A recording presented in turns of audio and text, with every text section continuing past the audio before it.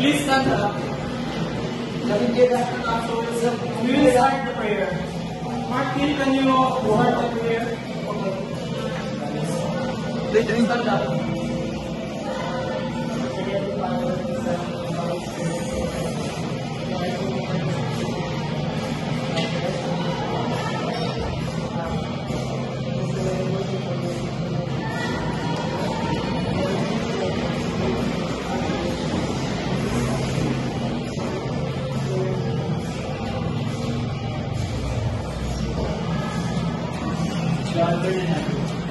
So, good afternoon to each and everyone, especially to our beloved teacher, our instructor, Mr.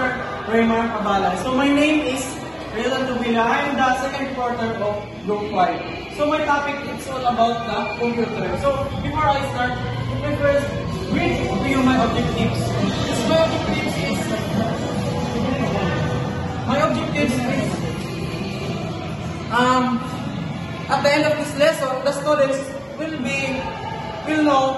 So I will provide the concepts and explanation for the purposes and basic parts of a computer.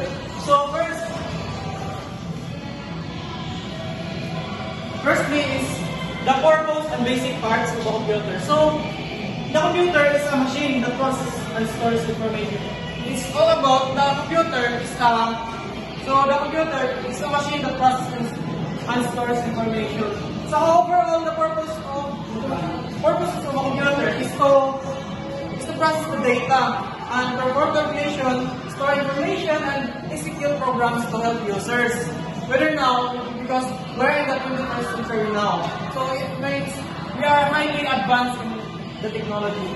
So now this is the basic parts of a computer. The first is the CPU. So the CPU is the central processing unit. The main component of a computer that performs most of the process by executing instructions from programs, effectively acting as the brain. So the CPU, it means that is the brain of the computer. So without the CPU, your computer, it won't work.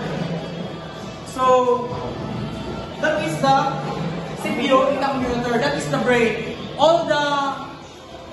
Lahat ng nagagawa, lahat ng functions is nakafunction talaga sa CPU kasi siya yung brain ng computer mo.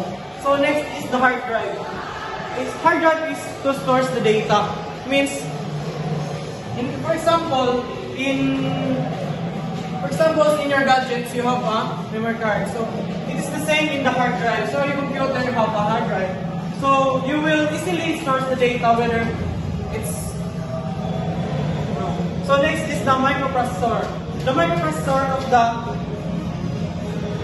the computer is a small circuit that performs all the functions of a CPU.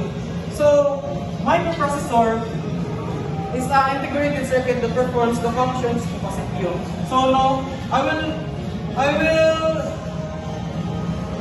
give you pictures of a CPU. So now, who can know where is the CPU?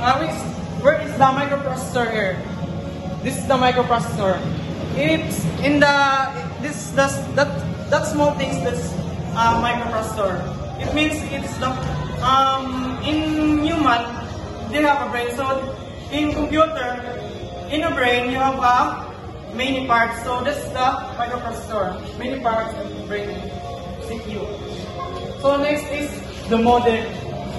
The modem is the device that allows the computers, smartphones, and other devices to connect to the internet.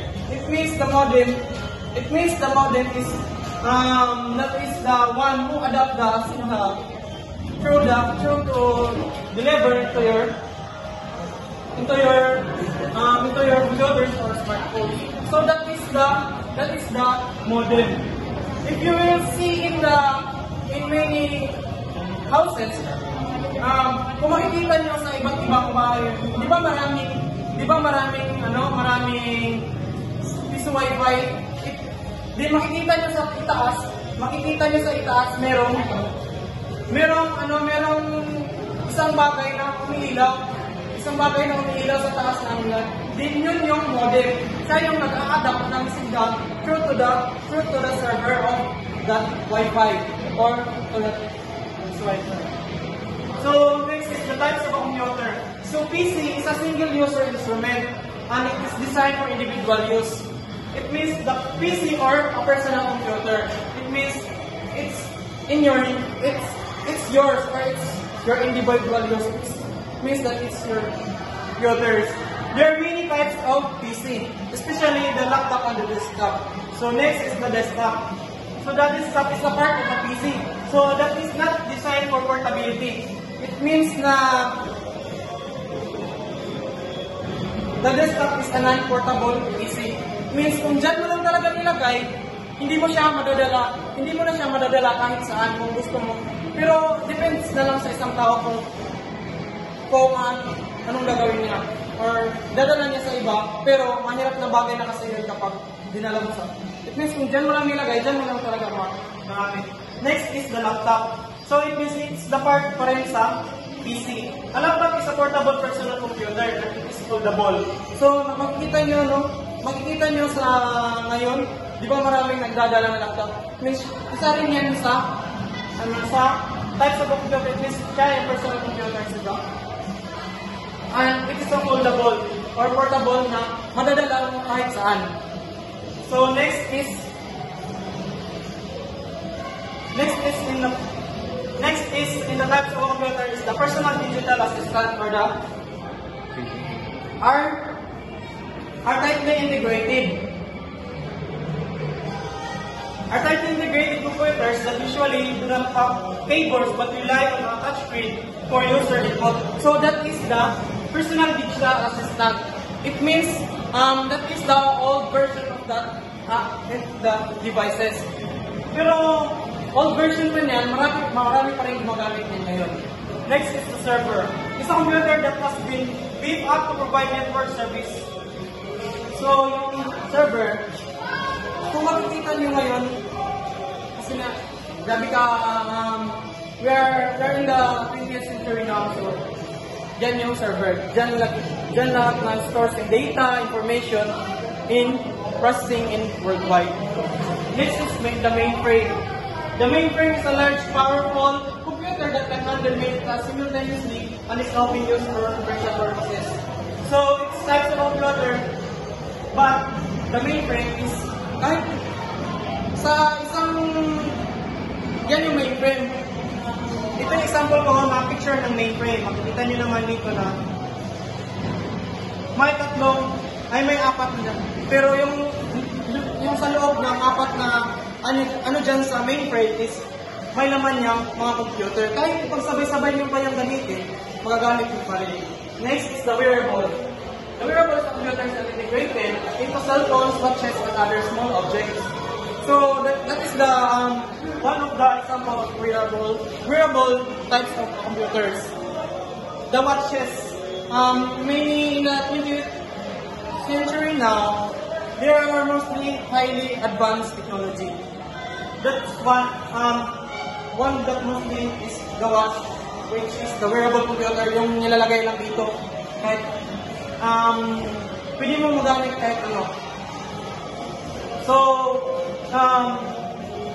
next is that Dennis Hughes and Dale Hetherington invented the PC modern in 1977. So si Dennis at si Dale, sila yung nag-invent ng PC nung sasagana o yung nung 1977 pa lang. Sila yung taong nag-invent ng PC, yung modern PC. Hindi kasi nasabi na sila talaga yung pinakaunang nag-invent. Pero sila lang yung nag-invent ng modern PC noong 1970. So that is the one of the example of wearable types of computers. The watches, mainly in the 20th century now, they are mostly highly advanced technology. That's one that mostly is the watch, which is the wearable computer, yung nilalagay lang dito.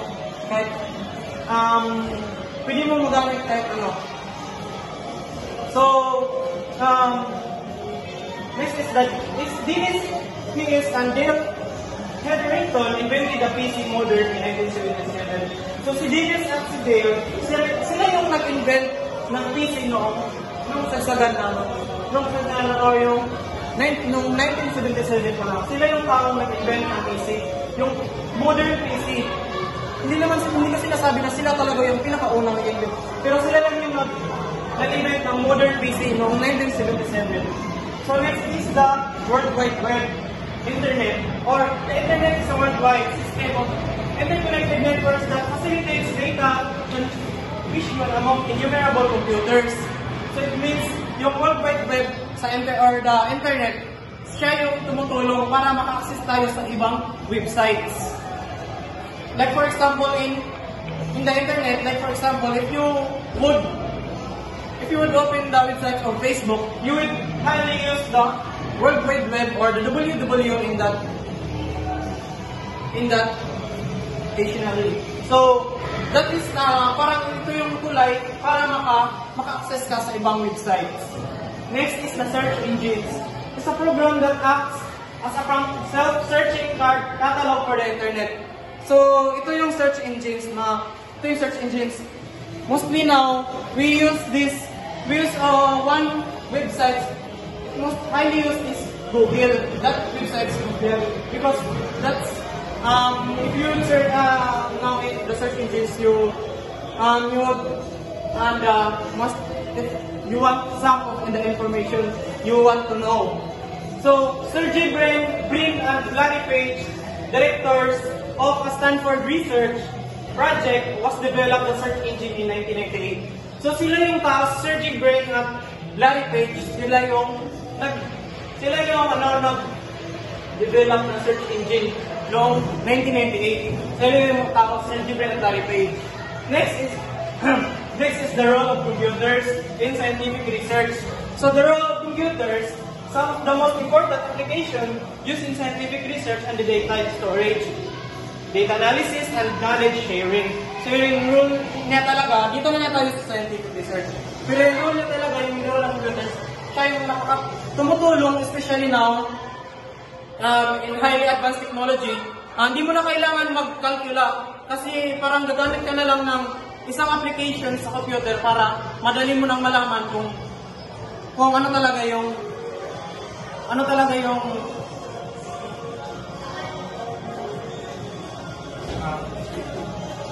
so next is the bioinformatics. So bioinformatics an aid for biological research. So sa bioinformatics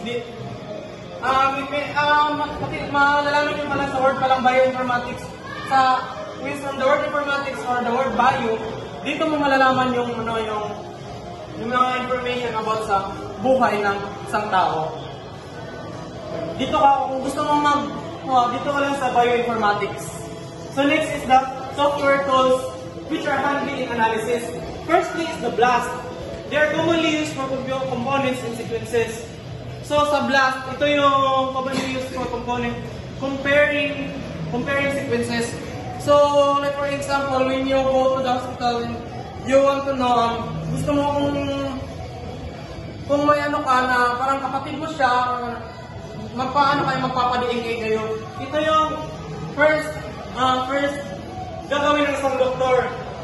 Kukunin niya muna yung DNA ng isa at yung DNA ng isa para ma-compare niya kung magkapamilya ba talaga kayo.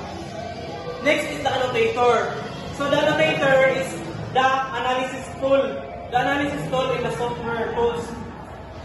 Which means, ito yung, kumbaga sa computer, ito yung isang applications. Dito is isang tools. Pero kung sa computer, ito yung applications na dito mo lang madaling malaman. Dito madaling makalkula kung ano ba talaga yung resulta ng bagay. So lastly is the gene finder. Tool to identify coding regions and splice sites. So understandable naman, no? Sa gene finder, kung ngayon nila malaman yung gene finder, ito yung last gagawin ng doktor. So yung gene finder is, ano siya? Kumbaga, dito na malalaman ito yung huling steps. Dito na malalaman kung dito mo na kung magkapatid ba talaga kayo. Dito na yung last steps. So next is criteria to evaluate web resources. Firstly is the authority. The authority is, that's the author. Kumbaga, kung mag-class or may open kang isang websites, ito yung kung gusto mo mag-type, gusto mo malaman kung ano ba kung hindi ba siya legal or illegal. Malalaman mo dito is firstly yung authority, kung sino ba talaga yung gumawa niyan. Kumbaga is, for example, sa Facebook, kung may may conflict or may illegal yan, firstly, mo talaga yung sino yung gumawa ng Facebook or sino ba talaga yung gumawa niyan para din mag-search ka about sa taong yan kung mangasahan ba talaga yan or hindi ba talaga siya, hindi siya scammers, or mabuti siyang tao ba talaga. So, next is the link checking. So, second is the link checking.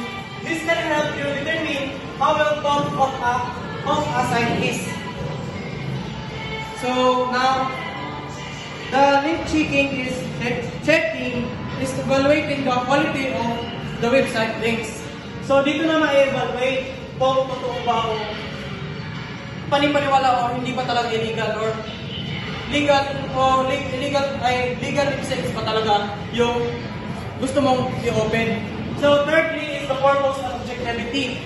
So, dito parang tatanong ka, why has this information been posted and how important is it? So, it means that determining the website's goals and whether it presents unbiased information. Next is the content and the coverage. So, the content and the coverage is, dito rin magtatanong ka rin how comprehensive is the website or how accurate is the page content. So it means assessing the accuracy, comprehensiveness, and the depth of the content. So, next, the currency. How up-to-date is the information? Kung ngayon ba talaga yan ginawa or checking the timelines of the information. Lastly is the types of the web page. There are the advocacy, influencing in public opinion, or identifying the purpose of the web page, such as advocacy or information.